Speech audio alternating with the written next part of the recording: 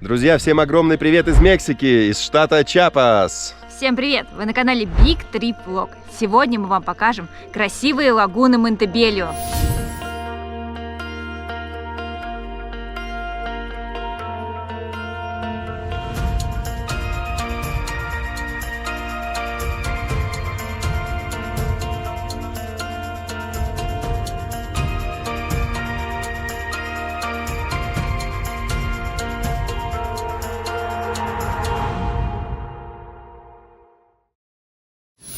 Мы практически вторые сутки в пути. Почему так долго, я вам расскажу потом, потому что это целое приключение и практически целый сериал многосерийный. Ну вот, второй день, сейчас мы пытаемся добраться до Цискау. Изначально мы хотели остановиться в Ечишлане, но там нас остановил практически наркокартель, который оградил дорогу деревьями, и нам пришлось отменить этот маршрут, и мы поехали другой дорогой, и уже до следующей нашей точки, Цискау называется. И вот по дороге мы увидели красивый мост, и с этого моста открывается красивый вид на речку. Не знаю, правда, как называется, но посмотрите на этот божественный бирюзовый цвет. Я вам даже не смогу оставить точку, потому что у меня сейчас на карте выстроен маршрут. Боюсь его сбить, но красота нереальная. И сейчас мы едем по очень красивой дороге. С другой стороны много деревьев, зелень, горы. С другой стороны тоже не менее живописный цвет. Вау! Вот это красота, ребята! Реально красота! Мы сейчас приехали в район Цискау. Здесь находятся красивые лагуны, озера. И хочу показать вам отель, в котором мы остановились. Но для начала подробная история, как я обещала, о том, как мы вообще сюда добирались. Изначально у нас был план посетить руины Бонампак и Ечихван. Но по дороге, когда нам оставалось еще буквально километров 30, вдруг мы увидели, что какие-то люди перегородили дорогу бревнами. Мы не поняли, что это вообще происходит. Там уже скопились люди, которые что-то там переговаривались, но моих знаний испанского языка не хватает для того, чтобы понимать, что вообще там за дилемма, что там за разборки такие. Я подошла, спросила, что случилось. В общем, оказалось, что это разборки наркокартелей, которые находятся на границе между Гватемалой и Мексикой. И вот они там что-то не могут поделить, поэтому они перегородили дорогу, что именно непонятно. В итоге местные нам говорят: так, ребята, спокойствие, мы знаем другую дорогу, и сейчас едете за нами, и вы доедете там до своего отеля, до своего места. Мы: окей. А мы должны были доехать до поселка, который называется Лаканха, и оттуда уже посмотреть Бонампак и Ечихван. В итоге мы ехали очень долго. Это оказалась какая-то вообще просто дорога, которую у меня не видела ни навигатор, ничего. Кирилл, конечно, набрался мужества и все это время был за рулем. Мы, правда, вместо того, чтобы проехать от Паленки до этой Лаканха, что-то там было 2,5 часа, мы в итоге в дороге были 5 часов. Мы не доехали до нашего места. И когда мы ехали вот по этой деревенской дороге, у нас не ловил интернет. У нас не было вообще даже никакой мобильной связи, потому что там ее просто не существует. Остановились в какой-то деревне под названием Санто-Доминго. Зато название какое, послушайте, Санто-Доминго. В каком-то там... Это даже не отель. Я даже не знаю, что это такое. На испанском это называется хоспедахи. То есть это что-то типа такого дорожного жилья, так сказать. Сначала нам показали одно, там были такие запахи. Зато цена 200 песо, такую, которую вообще вы никогда не видели в Мексике. В итоге потом нашли за 350. И плюс еще хозяин отеля предложил нам интернет, который там 8 часов стоил 25 песо за 8 часов. Мы взяли 2 вот этих талончика. У меня вообще не работало никак он. То есть еле-еле совсем. Успела только по работе ответить у Кирилла. Так, более-менее он работал. Особенно говорит, что ночью стал работать лучше. Но я быстро легла спать, потому что уже быстрее хотела уехать с этого места. И мы в 8 утра снова за руль. И доехали теперь ехали мы где-то порядка 7 часов. И добрались до места, вот Цискау называется, это национальный парк с многочисленными озерами, а вообще все это место называется озеро Монтебельо, национальный парк озера Монтебельо, но этот национальный парк включает в себя очень много озер. Вот, теперь давайте уже про наш отель. Ой, а еще знаете, что я забыла добавить? Когда мы ехали сюда на протяжении 7 часов, мы тоже ехали постоянно между границей Мексики и Гватемалы. И получилось так, что мы видели очень много полицейских в таких форме, с огромным там оружием, автоматами. И они, знаете, у них было такое, как защита, или я не знаю, как это правильно называется, из мешков с песком. То есть там прям было видно, что какие-то происходят постоянно разборки. В общем, Мексика, ребята, это, конечно, опасно, и здесь нужно быть очень осторожными. Отель, в котором мы остановились, называется Каминьо Реал. Здесь и отель, и ресторан сразу. Достаточно популярное место.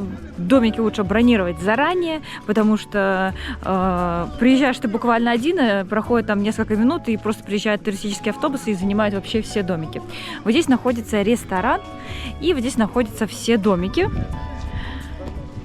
Сейчас мы прогуляемся вокруг, и я вам подробнее покажу. В ресторане можно заказать и завтрак, и обед, и ужин. Все это за дополнительную плату. Видите, сколько много туристов приехало. Есть двухэтажные домики, есть одноэтажные домики, то есть можно и поселиться и большой семьей, можно и небольшой, как мы с Кириллом, и провести здесь выходные или просто свой отпуск не в жаре, а в приятной прохладной погоде с видом на озеро. Можно поплавать на байдарках, на каноэ и просто погулять по национальному парку. Вот это все домики, наш самый первый, и сейчас я вам его подробно покажу. Территория небольшая, каких-то активных развлечений конкретно в этом отеле нет. Все развлечения это если идти к озерам или в парк. Хочу отметить невысокую стоимость проживания в этих домиках. Всего лишь за 500 песо вы получаете шикарный домик, рядышком ресторан тоже с низкими ценами, поэтому мы довольны на все 100%.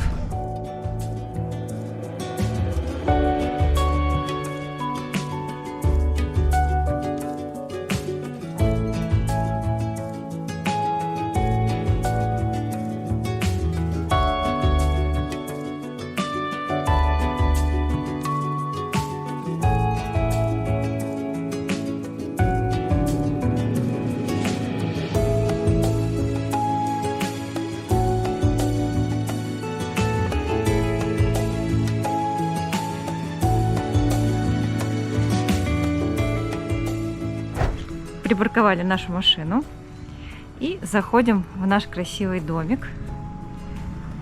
Сразу у нас тут есть большой стол рабочий, две большие кровати. Вроде Али уехала, а кровать дополнительно есть.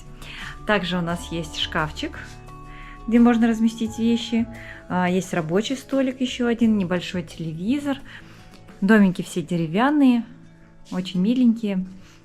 Также есть горячая вода, душ, туалет, зеркало. Собственно, вот весь наш домик. Проведем здесь один день.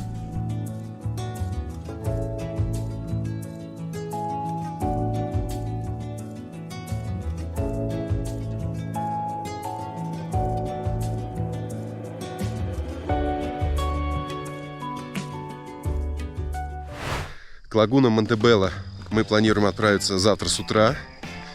А сейчас хотим прогуляться. Нам рассказали, что в 300 метрах от нашего места проживания находится неофициальная граница с Гватемалой, которая там и обозначена. Поэтому направляемся на прогулку в Гватемалу.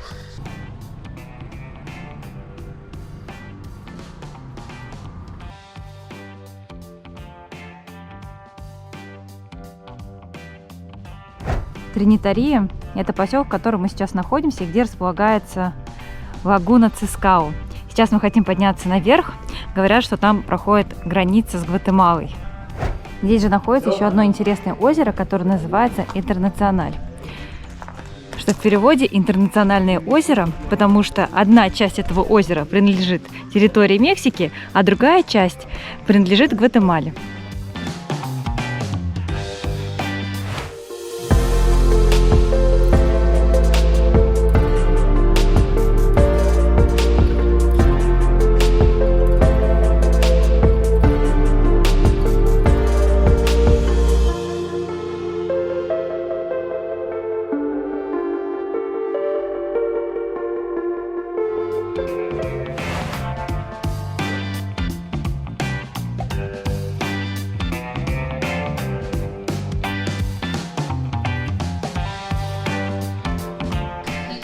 Пока поднимаемся по дорожке наверх, видим, что продаются сувениры, причем уже из Гватемалы, с их местными национальными узорами. Также продаются различные какао, что-то там, чай, приправа, в общем, кукуруза жареная. Поднялись наверх, видим приветственную табличку, на которой написано «Добро пожаловать в Гватемалу». Моя 51-я страна! Гватемалу встречай, но чуть позднее. Как за несколько секунд добраться из Мексики в Гватемалу? Смотрите. После того, как пересекли границу с Гватемалой, оказывается, можно пройти еще дальше. Вот сейчас мы спускаемся вниз по улочке. Ну, в основном, конечно, здесь магазинчики туристические, но все равно интересно.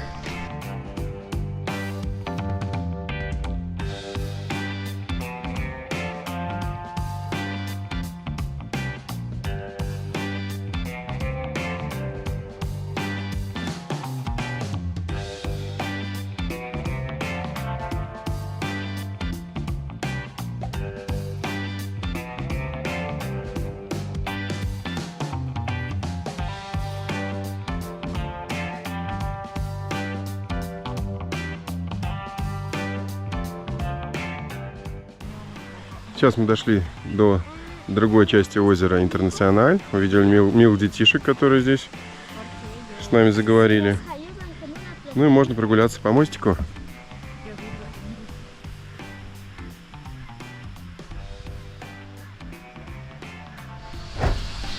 Пообщалась здесь с гватемальскими девчонками, с такими местной бандой, которая уже выпрашивает денежки у туристов, чтобы купить им ботиночки.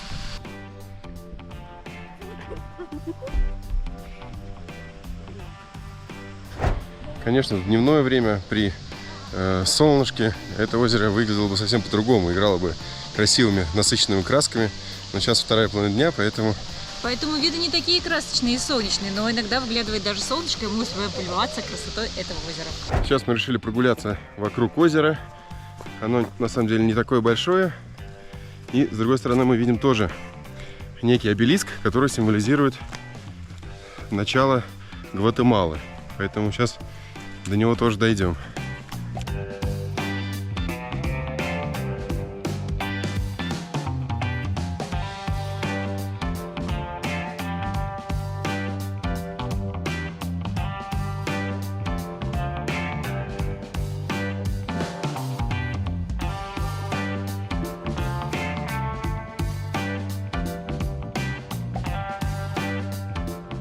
Здесь установлен точно такой же обелиск, который символизирует начало Гватемалы. Развивается флаг Гватемалы с одной стороны и флаг Мексики с другой.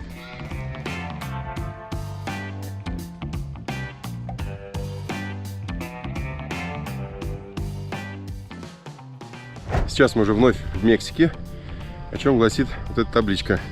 Как раз можно войти на самом деле здесь, обойти это озеро и вернуться с другой стороны, но мы прошли наоборот и вот вернулись опять к обзорной площадке с буквами, с названием городка, в котором мы находимся. Городок, кстати, небольшой, порядка 11 тысяч населения жителей.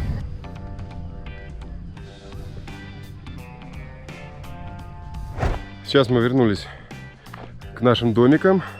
Хотим зайти в ресторан. Вот видим старый плакат, на котором обозначены блюда, которые есть. Есть макароны, есть какие-то бананчики жареные, такосы, рыбка. В общем, думаю, мы найдем сегодня на ужин, что выбрать.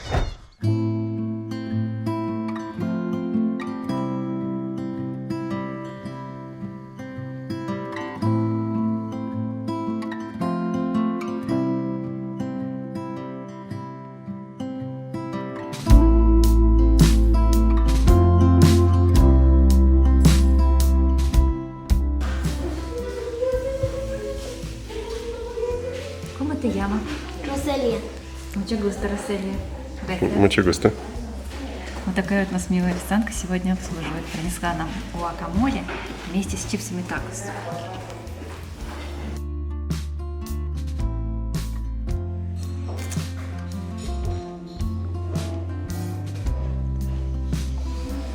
заказывайте в ресторанах в Гуакамоле, оно всегда вкусное.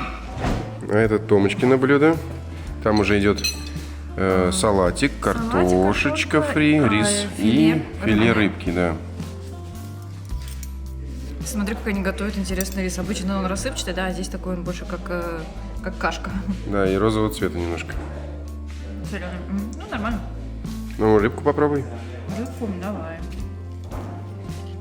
Кстати, пока я тут себе пытаюсь оторвать рыбину, обратите внимание, какая у нас красивая скатерть. Знаете, в таком стиле Гватемалы. Ребята, рыба у меня бомбическая, видимо, ее здесь и вылавливают. Давайте я сразу же тоже мяско попробую. Нормальненькая говядина, солененькая, с овощами, с риском. Подается еще, всегда подается вот такие вот лепешечки. Можно прикуску, можно что-то сверху брать туда, накладывать. Поэтому сейчас, друзья, кушаем, потом мы немножко отдохнем, переберем файлы, а завтра же отправляемся в лагуну Монтебельо.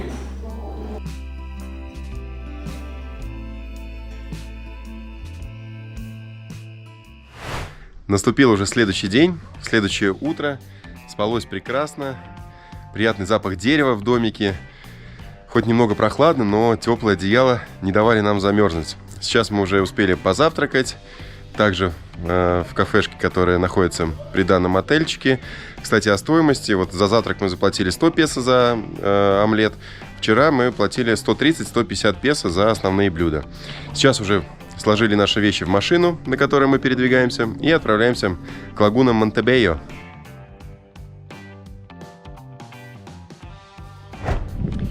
Немного скорректирую все вышесказанное. Как нам объяснил владелец нашего отеля, озеро Монтебельо и лагуна Цискао – это все один национальный парк. Да, там есть таблички разные, и озеро Монтебельо, и эти, но все это единый парк.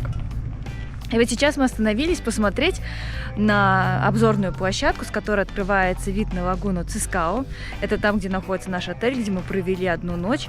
Вид очень красивый. Это там, где мы были вчера. Мы проходили мимо этой лагуны и шли к другому озеру.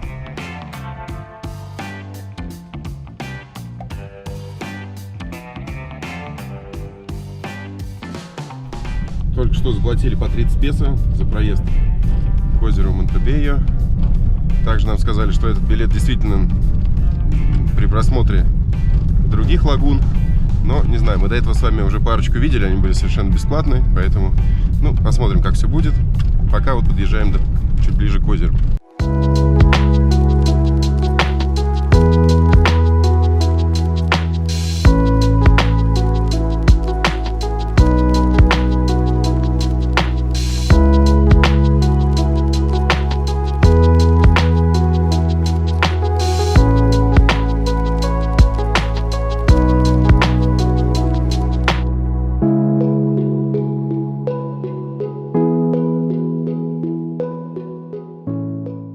Национальный парк лагуна Монтебельо. Первое – это озеро Монтебельо, у которого мы сейчас находимся. Второе – это Синку Лагунус. Потом есть еще Пахо озеро, Цискао и озеро Интернациональ. На двух из них мы уже побывали. Это Интернациональ и Цискао. Также мы вам показали эти озера с дроном.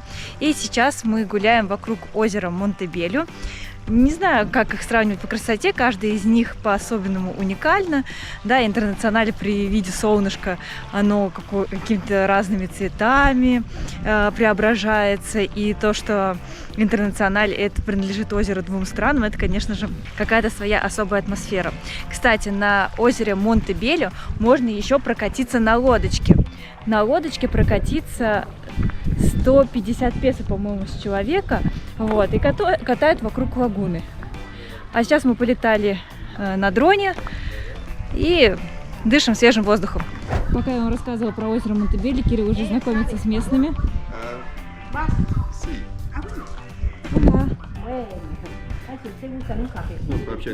Пообщались с местной продавщицей здесь вот в кафешечке. Вот, о чем мы пообщались? О том, откуда мы приехали, собственно говоря, и как нас зовут. Вот. Да, иначе предлагать тебе кофе или шоколад. Понятно, да. Wi-Fi спросили, здесь Wi-Fi, конечно, нет.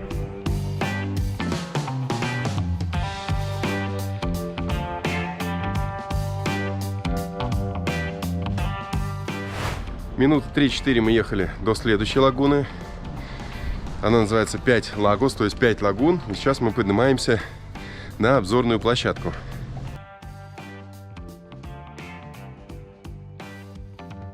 По всей вероятности называется 5 лагун это место, потому что озеро разделено зелеными насаждениями. И получается как некие 5 бухт, в которых и располагаются эти озера.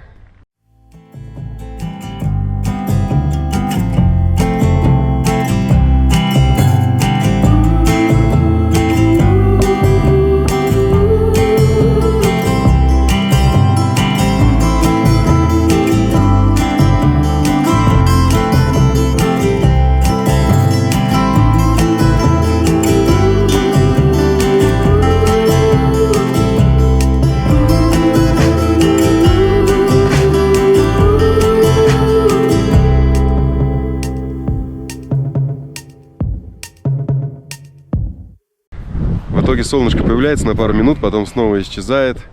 Когда летаешь высоко на дроне, то видно даже туман, который окутывает эти лагуны. Если спуститься вниз, то можно еще прокатиться на лодочке. Здесь есть небольшая лодочная станция, но думаю, мы этим сегодня пользоваться не будем.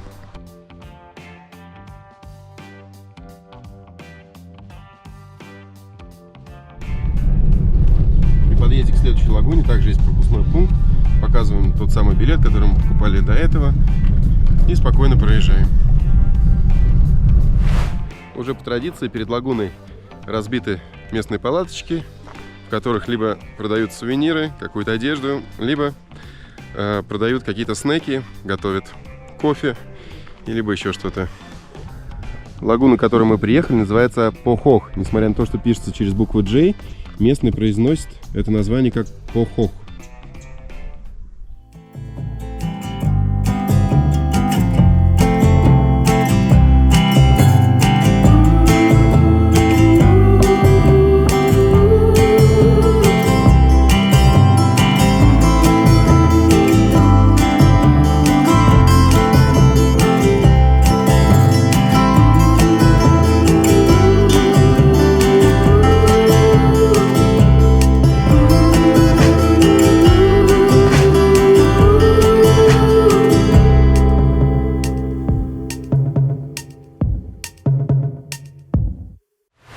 В целом прогулка по этим лагунам весьма интересная. Прогуляться, подышать свежим воздухом, почему бы и нет. Но мне кажется, что гораздо интереснее вообще остаться у этих лагун на ночь, как это сделали мы. Потому что мы полностью ими насладились, налюбовались, погуляли по парку, посмотрели на атмосферу Гватемалы. Да, сейчас мы еще не отправляемся в Гватемалу, но в скором времени я надеюсь, что мы посмотрим и эту страну. Так же, как на большинстве других лагун, здесь можно взять в аренду импровизированную лодку, которая больше похожа на плот вместе с лодочником, и покататься немножечко по лагуне. Еще мы узнали, что в 5 километрах отсюда находятся руины, и мы хотим по ним прогуляться. Сейчас туда как раз и направляемся.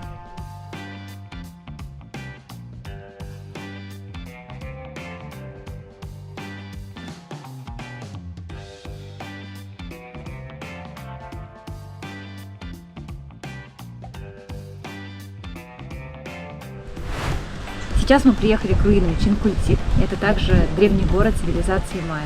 И из удивительного, друзья, что вход совершенно свободный. Не только в воскресенье, а в любой день.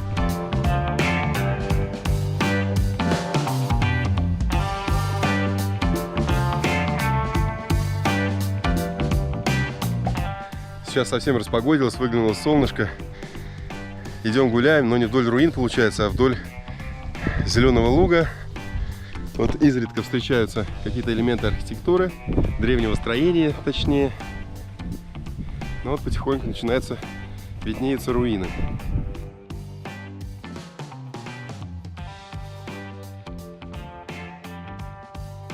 При входе, конечно же, можно было за отдельную плату взять гида, но мы решили, как всегда, сами прогуляться. Об истории этого места, если вам интересно, вы можете просто открыть интернет и почитать.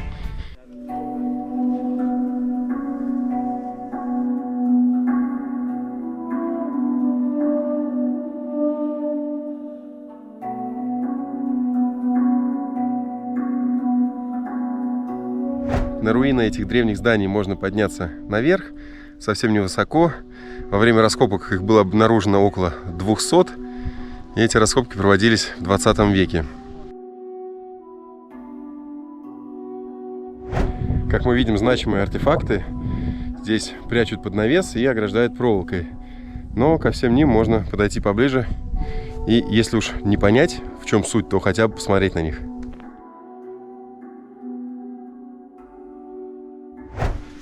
Также мы заметили, что данные артефакты, они еще красного цвета. А раньше они как раз и были все покрыты именно красным цветом, а сейчас на других местах, да, их реставрируют. Да, их реставрируют, и они все белым цветом. Вообще, по сути, все пирамиды, все руины, они все были именно красным минеральным цветом. То есть их окрашивали природной краской.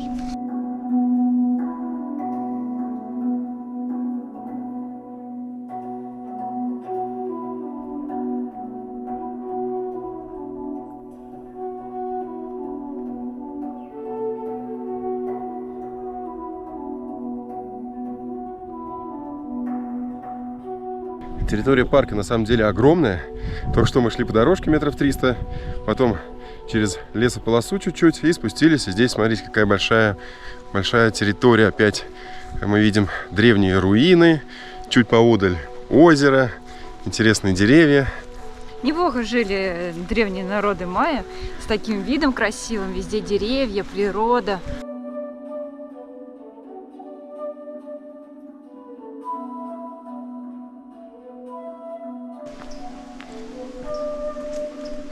Сейчас мы дошли до мостика через речку, в которой цвет воды зеленый-зеленый. Представляете, словно гуашь развели. Очень необычно.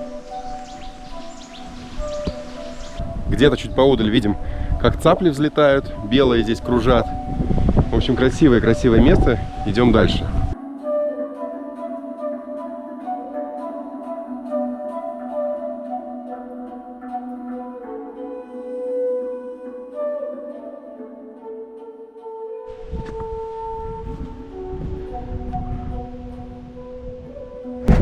Собрались на одно из зданий, и знаете, что самое интересное? То, что очень многие руины, они еще не до конца раскопаны. Прекратили в какой-то момент их раскапывать, потому что место не популярное, не туристическое, и работы были завершены не до конца. И получается, что многие из руин, они сейчас находятся под землей.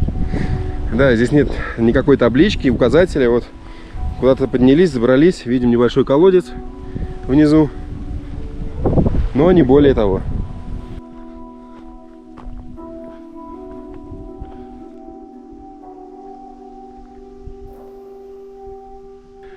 Сейчас мы поднимаемся по достаточно крутой лестнице наверх.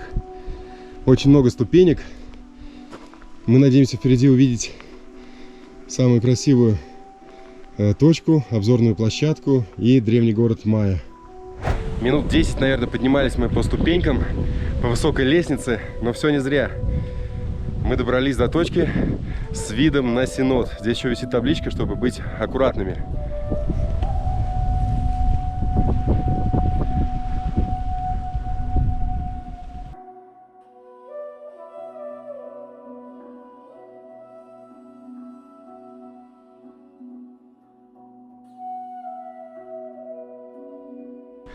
Также на самой вершине располагается еще одна пирамида древнего города Акрополис, вот куда Томочка сейчас взбирается.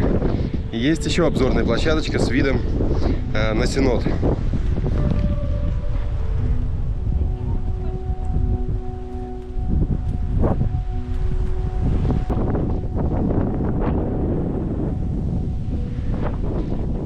Посмотрите, какой бомбический вид на Синод Асуль и на лагуну Чунахабаб.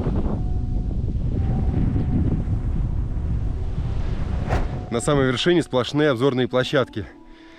Куда ни глянь, везде вы можете увидеть и каньон, и лагуну, чуть поодаль озеро. Ну а сейчас мы с вами гуляем по древнему городу, по очередной пирамиде.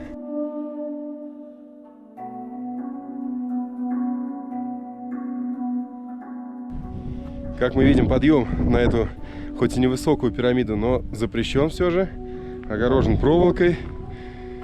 Но не будем сильно расстраиваться, потому что виды уже потрясающие. Мы и так практически на самом верху.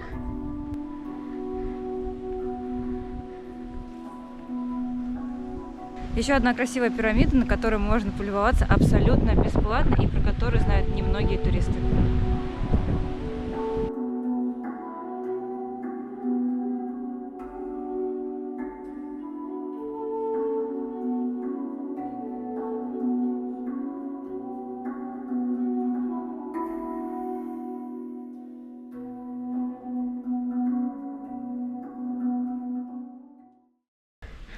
Сегодня мы побывали в национальном парке Монтебельо, который включает в себя больше 60 озер. Показали вам лишь самые основные, самые интересные. Полетали с дрона, после чего приехали в древний город, который вам настоятельно рекомендуем. Шикарная обзорная площадка, шикарные виды. Ну и если вам все понравилось, обязательно ставьте лайки и пишите комментарии. Всем до новых встреч! До новых встреч, друзья! Совсем скоро увидимся в Мексике! Всем пока!